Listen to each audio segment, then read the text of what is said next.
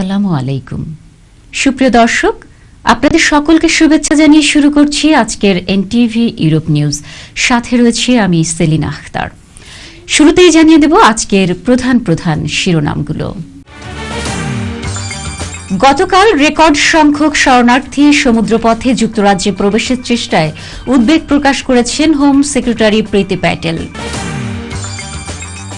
বিগত ১৭ বছরের মধ্যে সর্বোচ্চ তাপমাত্রা ৩৬ ডিগ্রি সেলসিয়াসে নাভিশ্বাস যুক্তরাজ্যবাসী। এবং প্রায় ১০,০০০ কর্মী ছাঁটাই করছে ব্রিটিশ এয়ারওয়েজ।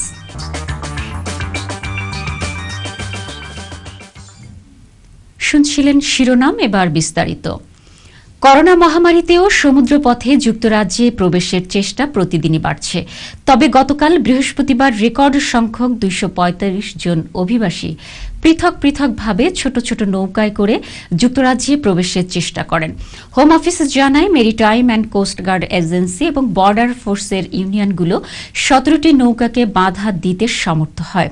বিবিসি জানিয়েছে, এবছর এ পর্যন্ত প্রায় ৩০০টি নৌকায় করে ৩,৯৪৮ জন অভিবাসী ব্রিটেনে প্রবেশের চেষ্টা করেন।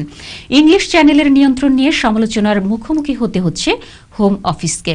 আজ শুক্রবার সকালেও ডোভার হয়ে যুক্তরাজ্যে প্রবেশের চেষ্টা চালায় অভিবাসীরা। এদিকে হোম সেক্রেটারি প্রীতি প্যাটেল এক টুইটে জানিয়েছেন, অপ্রত্যাশিতভাবে বিপুল সংখ্যক অভিবাসী বর্ডার ক্রস করছেন। তিনি বলেন, যারা প্রকৃতপক্ষে শরণার্থী তারা যুক্তরাজ্যে আশ্রয়ের আবেদন করতে পারবেন। অন্যদিকে লেবার পার্টি বলছে, সরকার এই সমস্যা মোকাবেলা করতে ব্যর্থ হচ্ছে। বিগত ১৭ বছরের মধ্যে সর্বোচ্চ তাপমাত্রা ৩৬ ডিগ্রি সেলসিয়াসে নাভিশ্বাস যুক্তরাজ্যবাসীর।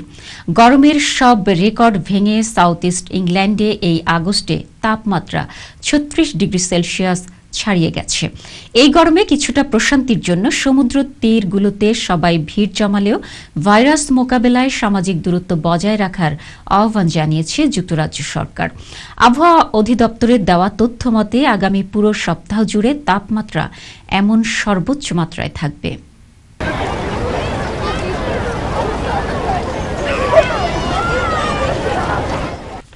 ব্রিটিশ এয়ারওয়েজের প্রায় ১০,০০০ কর্মী ছাঁটাই করা হচ্ছে। এদের মধ্যে ৬,০০০ কর্মী স্বেচ্ছায় এবং ৪,০০০ কর্মীকে বাধ্যতামূলক ছাঁটাই করা হচ্ছে। সংবাদ মাধ্যম স্কাই নিউজ জানিয়েছে, ব্রিটিশ এয়ারওয়েজের একজন মুখপাত্র বলেছেন, গত সপ্তাহে প্রকাশিত ৬ মাসের প্রতিবেদনে এটা পরিষ্কার যে কোভিড-১৯ আমাদের ব্যবসায় মারাত্মক প্রভাব ফেলছে। তিনি আরও বলেন, আমাদের কঠিন সিদ্ধান্ত নিতে হচ্ছে, তবে আমরা যথাসাধ্য চেষ্টা করছি যতগুলো চাকরি রক্ষা করা যায়। এদিকে শুক্রবারের ছাঁটাইকৃত কর্মীরা মূলত কেবিন ক্রু, প্রকৌশলী এবং বিমানবন্দর কর্মীরা। তবে পাইলটরা গত মাসে বিমান সংস্থার সাথে একটি আউটলাইন চুক্তিতে পৌঁছেছিল। ব্রিটিশ এয়ারওয়েজের মালিক ইন্টারন্যাশনাল এয়ারলাইন্স গ্রুপ এপ্রিল মাসে ঘোষণা করেছিল, করোনা ভাইরাসের কারণে তারা তাদের মোট ৪২,০০০ কর্মীর মধ্যে ১২,০০০ ছাঁটাই করবে। During a pandemic is disgusting. I'm fighting for my job, my family, my house. We're losing our livelihoods. We're losing our houses. We're losing everything. Why? Because they're just being greedy, greedy, greedy. I don't matter to them. I'm just a number. We've devoted our lives to British Airways. কাজের অনুমতি পেলে আয়কর খাতে ও national insurance খাতে ১০০ million pound আয় বৃদ্ধিতে অবদান রাখতে পারবে যুক্তরাজ্যে অ্যাসাইলাম সিকাররা। গবেষকদের মতে, অ্যাসাইলাম আবেদন করার ৬ মাস পর যদি তাদের আবেদনের ব্যাপারে সিদ্ধান্ত না হয়, সেক্ষেত্রে কাজের অনুমতি এই রাজস্ব বৃদ্ধিতে সহায়তা করতে পারে। নতুন একটি রিপোর্ট অনুসারে অ্যাসাইলাম সিকারদের কাজ করার উপর নিষেধাজ্ঞা তুলে দিলে ব্রিটিশ সরকারের বছরে প্রায় ৯৮ মিলিয়ন পাউন্ড আয় করতে পারবে। বিভিন্ন প্রতিষ্ঠান, অর্থনীতিবিদ, নিয়োগ কাজে নিযুক্ত ফার্ম, বাণিজ্য সংস্থা, শরণার্থী সংস্থা নিয়ে গঠিত the lift the ban coalition এই ক্ষেত্রে মন্ত্রিপরিষদকে বিচক্ষণ বুদ্ধিমত্তা দিয়ে চিন্তা করার আহ্বান জানিয়েছেন। পাশাপাশি অস্ট্রেলিয়া, কানাডা, যুক্তরাষ্ট্র সহ বিভিন্ন ইউরোপীয় দেশগুলোতে শরণার্থীদের কাজের অনুমতি পাওয়ার ক্ষেত্রে স্বল্প সময়সীমা এবং শিথিল নিয়মের উদাহরণ দেন তারা। রিপোর্টের দেওয়া তথ্য মতে সোশ্যাল কেয়ার ও স্বাস্থ্য খাতের মতো পরিসরে পূর্ববর্তী কাজের অভিজ্ঞতা থাকায় অনেক অ্যাসাইলাম সিকার ইউকের দক্ষ কর্মী হিসেবে বিবেচিত হয়ে থাকবে। রিফিউজি অ্যাকশন ক্যাম্পেইনের প্রধান মারিয়াম ক্যাম্পেইন বলেন, শরণার্থীদের কাজের অনুমতি আমাদের অর্থনীতিকে আরও শক্তিশালী করে তুলবে এবং সরকারের 10 মিলিয়ন পাউন্ড বেঁচে যাবে। তিনি আরও বলেন, বিশ্বব্যাপী করোনা প্রাদুর্ভাবের পর অর্থনৈতিক খাতের ক্ষয়ক্ষতি কাটিয়ে উঠতে দক্ষ কর্মীদের কাজের অনুমতি না দেওয়াটা সরকারের ভুল সিদ্ধান্ত হবে। ভারতের কেরালায় কোঝিকোড় বিমানবন্দরে অবতরণের সময় এয়ার ইন্ডিয়ার একটি বিমান দুর্ঘটনার শিকার হয়েছে। সংবাদ সংস্থা ANI স্থানীয় কর্মকর্তাদের উদ্ধৃত করে জানিয়েছে, বিমানটি ভাঙলেও তাতে আগুন লাগেনি। এয়ার ইন্ডিয়ার বিমানটি দুবাইয়ে আটকে পড়া ভারতীয় নাগরিকদের ফিরিয়ে নিয়ে আসছিল। ভারতের অসামরিক বিমান চলাচল কর্তৃপক্ষ DGCA জানিয়েছে, প্রবল বৃষ্টির মধ্যেই বিমানটি অবতরণ করছিল। বিমানটি রানওয়ে 10 ছোঁয়ার পরে না থেমেই রানওয়ের শেষ মাথায় চলে যায়। তখন সেটি ছিটকে সামনের উপত্যকায় আছড়ে পড়ে। তখনই বিমানটি দুটো টুকরো হয়ে যায়। Air India Express flight IX1344 বিমানটিতে ক্রু ও যাত্রী মিলিয়ে 191 জন ছিলেন বলে জানা যাচ্ছে। এদের মধ্যে 10 জন শিশুসহ 174 জন যাত্রী, 2 জন পাইলট এবং 5 জন কেবিন ক্রু। অন্তত 40 জনকে উদ্ধার করে হাসপাতালে পাঠানো হয়েছে। বাকিদের খোঁজে তল্লাশি চলছে। পুলিশ, দমকল বাহিনী সেখানে রয়েছে। তবে জাতীয় বিপর্যয় মোকাবেলা বাহিনীকেও বিমানবন্দরে পৌঁছানোর নির্দেশ দেওয়া হয়েছে। ভয়ঙ্কর বিস্ফোরণে বিধ্বস্ত হয়ে যাওয়া লেবাননের রাজধানী বৈরুত শহর পরিদর্শনে গিয়েছেন ফরাসি প্রেসিডেন্ট এমানুয়েল ম্যাক্রন। শহরটিতে ভয়াবহ বিস্ফোরণের পর সে দেশের কোনো রাজনৈতিক দুর্ঘটনাস্থল পরিদর্শনে না গেলেও ফরাসি প্রেসিডেন্ট ঠিকই ক্ষতিগ্রস্ত এলাকাগুলো পরিদর্শন করেছেন। এ সময় তিনি শহরটির নাগরিকদের সব ধরনের সহযোগিতার আশ্বাস দেন এবং লেবাননের শক্তিশালী সরকার গঠনের উপর জোর দিয়েছেন। দর্শক, ফরাসি প্রেসিডেন্ট লেবানন সফরের আরও বিস্তারিত জানাচ্ছেন আমাদের ফ্রান্স ব্যুরো প্রধান নয়ন মামুন। গেল মঙ্গলবার এক ভয়াবহ বিস্ফোরণে বিধ্বস্ত হয়েছেন লেবাননের রাজধানী বৈরুত শহর। ভয়ঙ্কর বিস্ফোরণে লণ্ডভণ্ড হয়ে গেছে সবকিছু। বিস্ফোরণের পর 137 নিহতের পাশাপাশি আহত হয়েছে অসংখ্য মানুষ, ভেঙে পড়েছে হাজারো স্থাপনা। রোগীদের চিকিৎসা দিতে হিমশিম খাচ্ছে হাসপাতালগুলো। দেশটি এমন কঠিন সময় লেবানন সফরে গিয়েছেন ফরাসি প্রেসিডেন্ট ম্যানুয়েল ম্যাক্রন। বিস্ফোরণের পর লেবানন শহরে জনগণকে সংহত প্রকাশে বৃহস্পতিবার সফরে যান ম্যানুয়েল ম্যাক্রন। ফরাসি প্রেসিডেন্টের সাথে উদ্ধারকারী বিশেষজ্ঞ দল দুটি সামরিক বিমান বৈরুতে গিয়েছে। এছাড়া দেশটিতে 15 টন স্যানিটারি সরঞ্জাম এবং 500 আহত লোকের চিকিৎসার জন্য সরঞ্জাম সহ একটি মোবাইল ক্লিনিকও পাঠানো হয়েছে। এদিকে বৈরুতে সফর যাওয়ার পর ফরাসি প্রেসিডেন্ট বিভিন্ন ক্ষতিগ্রস্ত এলাকা পরিদর্শন করেন। এই সময় লেবাননের বিভিন্ন শ্রেণীর পেশার মানুষ ফরাসি প্রেসিডেন্টের কাছে দেশটির রাজনৈতিক নেতাদের প্রতি ক্ষোভ প্রকাশ করেন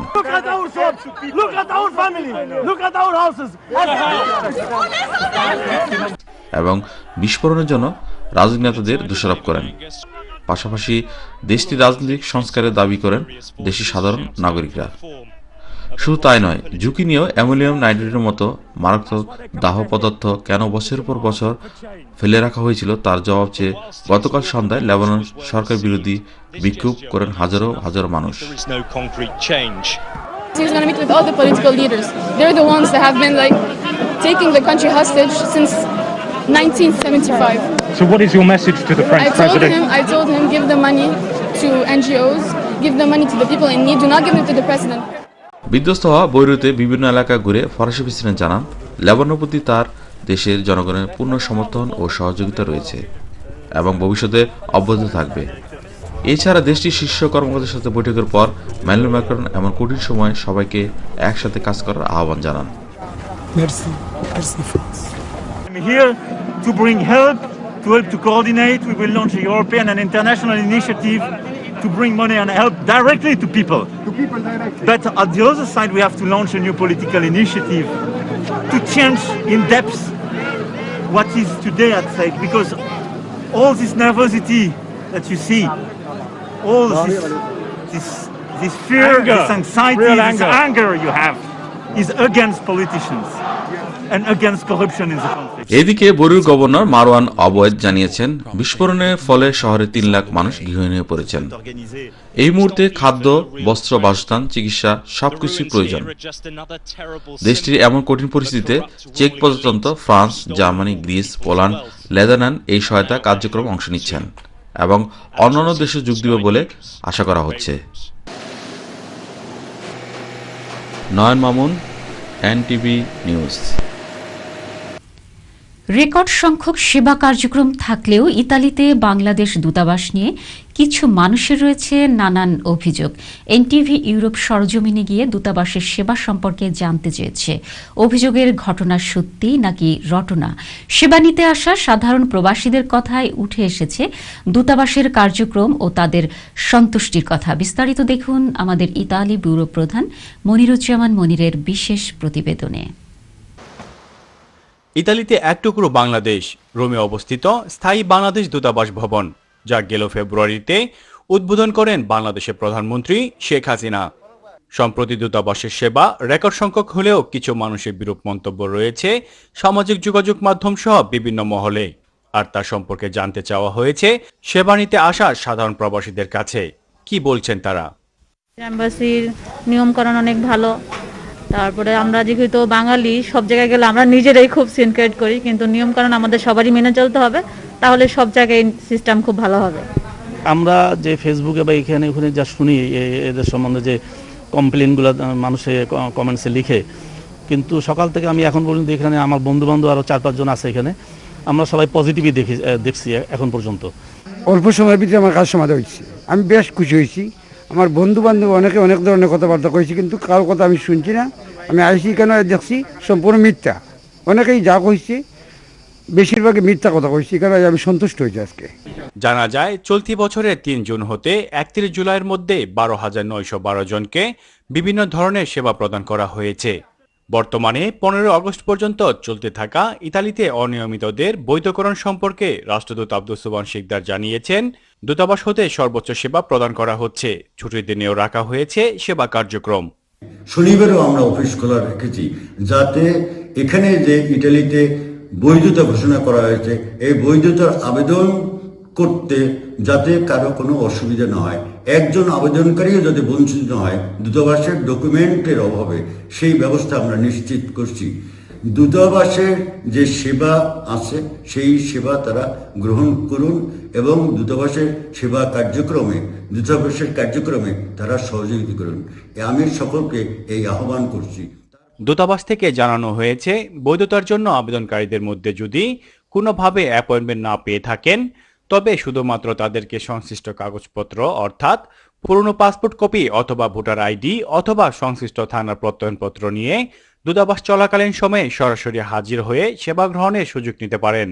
বাংলাদেশ সরকার জনস্বার্থে একটি আদেশ জারিতে বলা হয়েছে, চুক্তিভিত্তিক নিয়োজিত রাষ্ট্রদূত আব্দুস সুবহান শিকদারকে তার পূর্বের চুক্তির ধারাবাহিকতায় একই পদে অক্টোবর পর্যন্ত পুনরায় নিয়োগ প্রদান করা হয়েছে।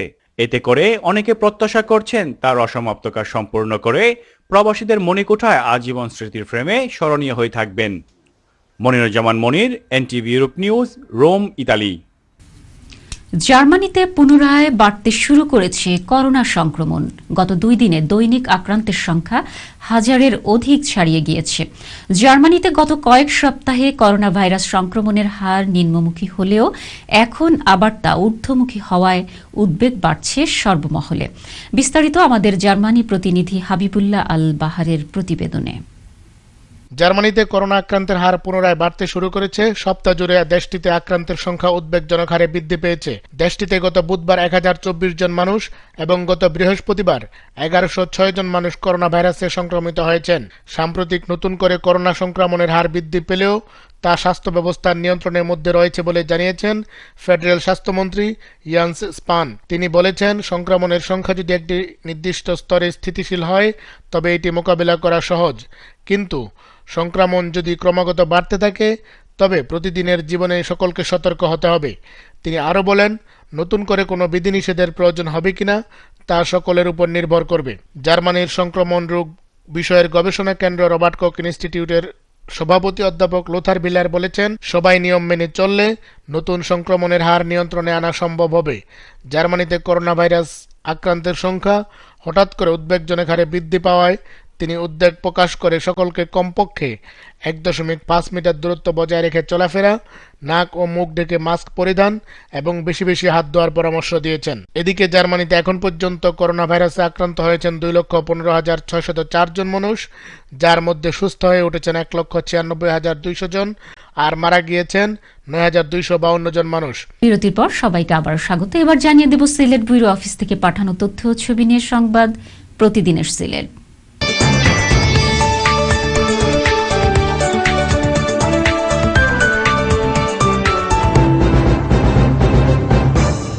সিলেটের বিশ্বনাথে ব্রিটিশ চান্দশির কাপন ট্রাস্ট ইউকের উদ্যোগে 550 গরিব ও অসহায় মানুষের মধ্যে কোরবানির গোশত বিতরণ করা হয়েছে। বিশ্বনাথ থেকে সহকর্মী ইমদাদুর রহমান মিলাদের পাঠানো তথ্য ছবিতে দেখুন বিস্তারিত। গরিব ও অসহায় মানুষের কল্যাণে কাজ করে আসছে ব্রিটিশ চান্দশির কাপন ট্রাস্ট ইউকে। ট্রাস্টের ধারাবাহিক কার্যক্রমের অংশ হিসেবে এবার পবিত্র ঈদুল আজহার দ্বিতীয় দিন 60টি গরু কুরবানি দিয়ে অসহায় ও দরিদ্র মানুষের মধ্যে গোশত বিতরণ করা হয়েছে। সিলেটের বিশ্বনাথ উপজেলার দৌলতপুর ইউনিয়নের 36 এবং বিশ্বনাথ সদর ইউনিয়নের মিরেরচর ও চান্দশির কাপন গ্রামে আনুষ্ঠানিকভাবে এই গোশত বিতরণ করা হয়। মিরেরচর গ্রামের সমাজসেবক আব্দুল মতিন ও 36 গ্রামে মিজানুর রহমান মিজানের সভাপতিত্বে অনুষ্ঠিত গোশত বিতরণ অনুষ্ঠানে বক্তব্য রাখেন পশ্চিম চান্দশির কাপন গ্রামের মুরব্বী গুলাব খান, সমাজসেবক সায়েফ আহমদ শায়েক, নিজামউদ্দিন, সংগঠক শামসুল ইসলাম মুমিন ও সালমান আহমেদ। করোনা ভাইরাসের সংকটময় পরিস্থিতিতে কুরবানির গোশত পেয়ে আনন্দিত সুবিধাভোগী মানুষ। আমরা গরিব মানুষ একমা মাংস নিয়ে আর খাইতাম, দিলে খুশি হইতে আল্লাহ তাআলা তারারে তৌফিক দিতা আরই আল্লাহ তাআলা বেশ করি আমরা আইনা বাক্কা তারা দিজন যে তারা প্রতি বছর যেন আমরা ওগুলা একটু বাড়াই দিতে আমরা গরিব এলাকায় মাংস পাইছি, খুব খুশি। আমরা দোয়া করি তারা আরো বেশি বেশি হয়ে আমরা দুর্দিনে অতীতের ন্যায় অসহায় দরিদ্র মানুষের সাহায্যে এগিয়ে আসায় ব্রিটিশ চান্দশির কাপন ট্রাস্ট ইউকের সকল ট্রাস্টিবৃন্দের প্রতি কৃতজ্ঞতা জানান এলাকাবাসী। ট্রাস্টের সভাপতি, সেক্রেটারি, তারা সদস্যবৃন্দ সবাই কাছে আমাদের গ্রামের পক্ষ থেকে আপনারা ধন্যবাদ জানাই। এই বছর বছর এরা আপনারা দিয়েই দেয় এই দানগুলা, যাতে আগামীতেও দিন এবং আমাদের আপনাদের সংগঠন যাতে আরও বড় হয়, এইটা আমরা উত্তর দোয়া করি। ভবিষ্যতে যাতে আরও সুন্দর হইয়া আরও বেশি করিয়া আপনারা দান করে করতে পারেন, নিশ্চয় তাহলে আমাদের গ্রামের উন্নয়ন দিন দিন বাড়ব। গোশত বিতরণকালে এলাকার মুরব্বী সাদেক আলী, নুরুল খান, সংগঠক আশিক মিয়া, কামরুল ইসলাম, আব্দুর রকিব, তাওহিদুল ইসলাম, ইমরান আহমেদ ও আক্তার হোসেন সহ অনেকেই উপস্থিত ছিলেন। ইমদাদুর রহমান মিলাদ, এনটিভি ইউরোপ, বিশ্বনাথ। জগন্নাথপুর পৌর শহরের হবিবপুর দক্ষিণপাড়া এলাকার বাসিন্দা যুক্তরাজ্য প্রবাসী সমাজসেবক আলহাজ মোহাম্মদ সাজন মিয়ার অর্থায়নে জগন্নাথপুর উপজেলার সীমান্তে নূরপুর গ্রামে 30 লক্ষাধিক টাকা ব্যয়ে নির্মিত নূরপুর জামে মসজিদের উদ্বোধন করা হয়েছে। সুনামগঞ্জের জগন্নাথপুর থেকে আমাদের সহকর্মী মোহাম্মদ আব্দুল হাই জানান, যুক্তরাজ্য প্রবাসী দানশীল ব্যক্তিত্ব আলহাজ মোহাম্মদ সাজন মিয়ার অর্থায়নে জগন্নাথপুর উপজেলার পাটলি ইউনিয়নের লাউতলা গ্রামের সীমান্তে ছাতক উপজেলার ভাতগাঁও ইউনিয়নের নূরপুর গ্রামে 30 লক্ষাধিক টাকা ব্যয়ে নির্মিত নূরপুর জামে মসজিদের উদ্বোধন করা হয়েছে।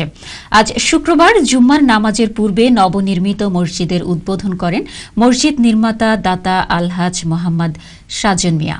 উদ্বোধন শেষে ভবিষ্যতেও ধর্মীয় প্রতিষ্ঠান এবং সামাজিক উন্নয়নে অনুদান প্রদান অব্যাহত রাখার প্রতিশ্রুতি দিয়েছেন তিনি। জুম্মার পরে মিলাদ মাহফিল শেষে আলহাজ মোহাম্মদ সাজন মিয়া ও তার পরিবারবর্গ সহ বিশ্ববাসীর মঙ্গল কামনায় বিশেষ মোনাজাত পরিচালনা করেন মাওলানা মুর্তুজ আলী আমানতপুরী। এদিকে জুম্মার নামাজ শেষে আলোচনা সভায় মসজিদ নির্মাণদাতা যুক্তরাজ্য প্রবাসী আলহাজ সাজন মিয়ার সভাপতিত্বে প্রধান অতিথির বক্তব্য রাখেন জগন্নাথপুর উপজেলা আওয়ামী লীগের যুগ্ম সম্পাদক পৌরসভার সাবেক কাউন্সিলর লুৎফর রহমান। অন্যদের মাঝে বক্তব্য রাখেন হাফিজুর রহমান তালুকদার, কামাল হোসেন প্রমুখ। এ সময় ইসাকপুর এলাকার বিশিষ্ট মুরব্বী হাজী মোহাম্মদ আবু বক্কর, আওয়ামী লীগ নেতা শাহ আব্দুর রাজ্জাক, হানিফুল্লাহ, আব্দুস সোবহান, কেশবপুর সৌরভ যুব সংঘের সাংগঠনিক সম্পাদক আনোয়ার হোসেন আনু, সমাজকর্মী আবদাল হোসেন, মসজিদের ভূমিদাতা উত্তর রসুলপুর গ্রামের এনামুল বাড়ি সুমেল, মসজিদের মোতোয়াল্লি আরব আলী সহ আরও অনেকেই উপস্থিত ছিলেন। পরে এলাকাবাসীর পক্ষ থেকে মসজিদ নির্মাণদাতা আলহাজ মোহাম্মদ সাজন মিয়া ও ভূমিদাতা এনামুল বাড়ি সুমেলকে সম্মাননা স্মারক ক্রেস্ট প্রদান করা হয়। 500 মুসল্লিরা একসাথে নামাজ আদায়ের জন্য মসজিদটি নির্মাণ হওয়ায় গ্রামীণ জনপদের অজপাড়াগাঁও, নূরপুর গ্রামসহ আশপাশ গ্রামের ধর্মপ্রাণ মুসল্লিগণ আনন্দিত হয়েছেন। প্রসঙ্গত, যুক্তরাজ্য প্রবাসী দানশীল ব্যক্তিত্ব আলহাজ মোহাম্মদ সাজন মিয়া করোনা ভাইরাস ও সাম্প্রতিক বন্যায় ক্ষতিগ্রস্ত জগন্নাথপুর উপজেলার পৌর শহরের বিভিন্ন এলাকার মানুষকে সহযোগিতা করে আসছেন। মসজিদ নির্মাণ করে দিয়েছি আমিও আমার পরিবারের সাহায্যে, সবার সাহায্যে। আর আমি চাই এখানে যে পাড়াপতি আছেন সবার কাছে আমার সালাম। আর আমি চাই এই মসজিদের উসিলা যেন আমাদের সকলকে জান্নাত নসিব করেন, বিশেষ করে বাচ্চারা যাতে তারা ইসলাম শিক্ষা দিতে পারে। এর জন্য এই সবাই আমার জন্য দোয়া করবা যাতে ভবিষ্যতে আমি এই কাজ চালাইয়া দিতে পারি। জগন্নাথপুর তথা সাতাপুর উপজেলাবাসী সকল মুসলিম জনতা উনার জন্য দোয়া করতেছি এবং উনার পরিবারের জন্য দোয়া করতেছি। সন্তান বৃদ্ধি করেছেন, আল্লাহ যেন ওনাকে পরকালে শান্তি দান করেন। আমরা বসার এবং ইবাদত করার কোনো সুযোগ হইল না নেই। সিলেটের বিশ্বনাথে কোনারাই গ্রামবাসীর সঙ্গে মতবিনিময় করেছেন সিলেট 2 আসনের সংসদ সদস্য মুকাব্বির খান। বিশ্বনাথ থেকে সহকর্মী এমদাদুর রহমান মিলাদের পাঠানো তথ্য ছবিতে দেখুন বিস্তারিত। সিলেটের বিশ্বনাথ উপজেলার দেওকলস ইউনিয়নের কুনারাই গ্রামবাসীর সঙ্গে মতবিনিময় করেছেন সিলেট 2 আসনের সংসদ সদস্য ও জনপ্রশাসন মন্ত্রণালয় সম্পর্কিত সংসদীয় স্থায়ী কমিটির সদস্য মুকাব্বির খান। কুনারাই আনোয়ার হোসেন উচ্চ বিদ্যালয় মিলনায়তনে আয়োজিত করোনা ভাইরাস ও বন্যা পরিস্থিতি মোকাবেলায় করণীয় শীর্ষক আলোচনা ও মতবিনিময় সভায় প্রধান অতিথির বক্তব্য রাখেন এমপি মুকাব্বির খান। এ সময় এলাকার সার্বিক উন্নয়নে ভূমিকা রাখার আহ্বান জানিয়ে এমপি মুকাব্বির খানের কাছে বিভিন্ন দাবি তুলে ধরেন কুনারাই গ্রামবাসী। এলাকার মুরব্বী আলহাজ তুলামিয়ার সভাপতিত্বে কুনারাই সরকারি প্রাথমিক বিদ্যালয়ের ভারপ্রাপ্ত প্রধান শিক্ষক আকবর আলীর পরিচালনায় অনুষ্ঠানে বিশেষ অতিথির বক্তব্য রাখেন দেওকলস ইউনিয়ন পরিষদের ভারপ্রাপ্ত চেয়ারম্যান খায়রুল আমিন আজাদ, দেমাসাদ উচ্চ বিদ্যালয় পরিচালনা কমিটির সভাপতি আল্লাহ শামসুমিয়া লয়লুস, বক্তব্য রাখেন সংগঠক নজরুল ইসলাম, সাইদুল ইসলাম ও জামাল মিয়া। অনুষ্ঠানে বীর মুক্তিযোদ্ধা আফসর আলী, সাবেক মেম্বার আব্দুল খালিক, সমাজসেবক শহীদ আহমেদ, কণ্ঠশিল্পী জামাল আহমেদ, ব্যবসায়ী আব্দুল কাইয়ুম, সংগঠক আকিকুর রহমান ও মুক্তাদির আলী সহ বিভিন্ন শ্রেণী পেশার ব্যক্তিবর্গ উপস্থিত ছিলেন। এমদাদুর রহমান মিলাদ, এনটিভি ইউরোপ, বিশ্বনাথ। দর্শক, সংবাদ শেষ করব, তবে তার আগে আরও একবার জানিয়ে দিচ্ছি আজকের শিরোনামগুলো। গতকাল রেকর্ড সংখ্যক শরণার্থী সমুদ্রপথে যুক্তরাজ্যে প্রবেশের চেষ্টায় উদ্বেগ প্রকাশ করেছেন হোম সেক্রেটারি প্রীতি প্যাটেল। বিগত 17 বছরের মধ্যে সর্বোচ্চ তাপমাত্রা 36 ডিগ্রি সেলসিয়াসে নাভিশ্বাস যুক্তরাজ্যবাসী। এবং প্রায় 10,000 কর্মী ছাঁটাই করছে ব্রিটিশ এয়ারওয়েজ।